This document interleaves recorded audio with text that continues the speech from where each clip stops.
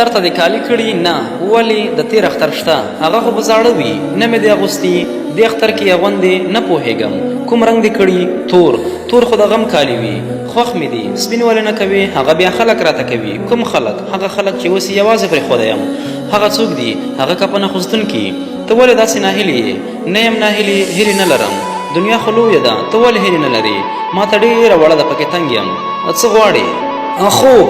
څنګه خوب؟ چې جسد اوسم، بیا سترګې لوڅې نه کړم، د چا غږ ونه اورم، چا پسې غږ ونه کړم، د ویښېدو امکان نه وي، یوه توره کوټه وي او یوازې زما لپاره وي. ته لیونی یې، شاید لیونی اوسم. ته دومره بې ځایه خبرې ولې کوې؟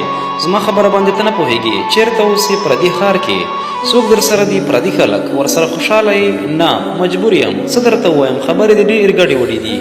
چپ کښېنه، سمې خبرې دې نه دي زده، زده مې دي. اوس ولې؟